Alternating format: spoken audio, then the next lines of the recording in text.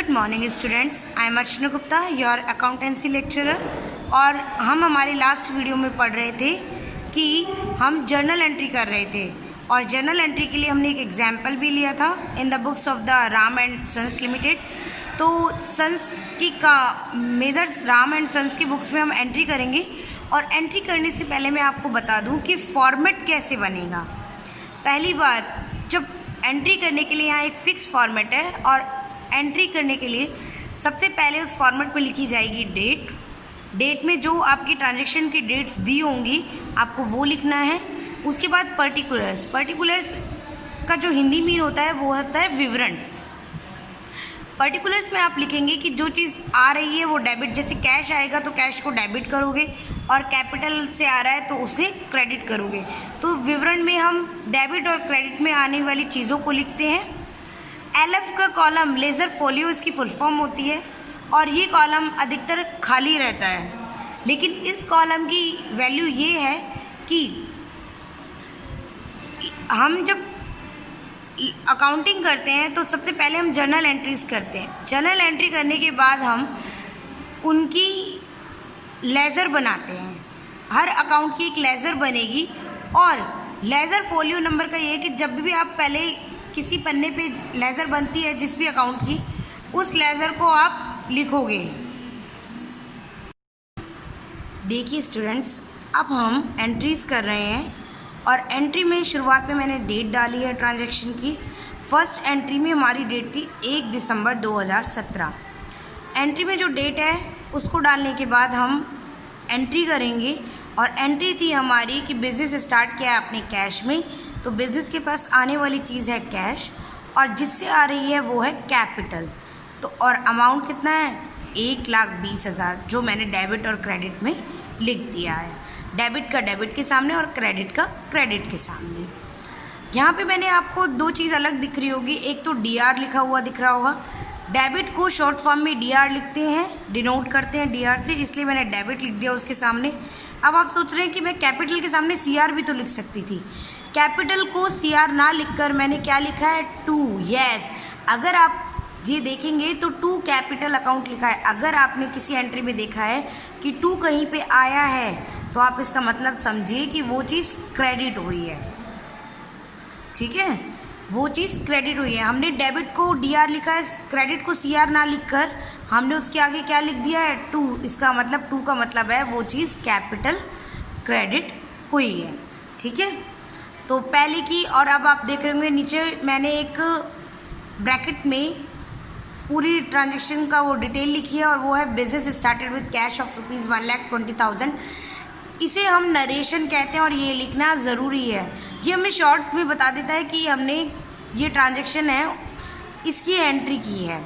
ठीक है, तो नरेशन आप ज़रूर लिखें, जिससे आपको समझ में आ जाएगी इन फ्यूचर में, क्योंकि हमें काफ़ी ट्रांजैक्शंस याद नहीं रहते। अगर हमने कैश में कुछ किया है, कुछ छोटे मोटे खर्चे हैं, तो हमें चीज़ें याद नहीं रहती, और ये नरेशन लिखने से हम चीज़ें याद रख सकते हैं।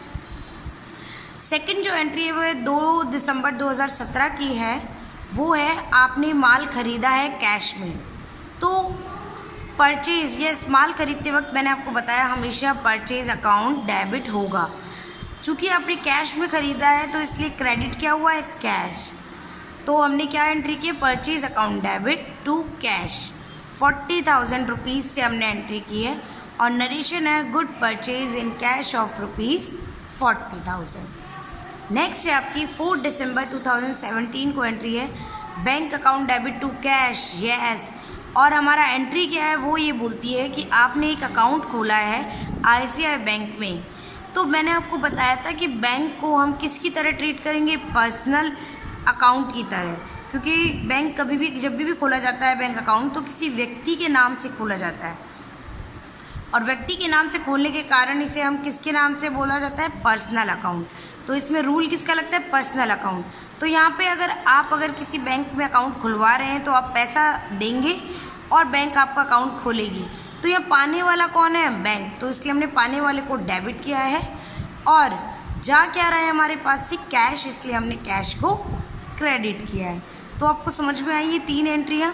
अब हम आगे की और 4 एंट्रियाँ जो है हमारी वो करते हैं। देखिए, आगे जो हमारा ट्रांजैक्शन है वो है 6 दिसंबर 2017 का, और उसमें हमें बोला गया था कि रोहन से आपने माल खरीदा है।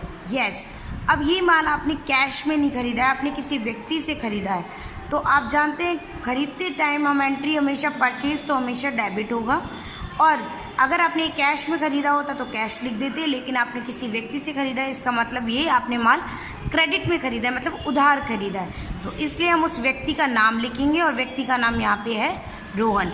तो एंट्री आपकी होगी purchase account debit to Rohan account. Amount आपके 15,000 है, तो डेबिट और क्रेडिट में आ जाएगा 15,000 अमाउंट।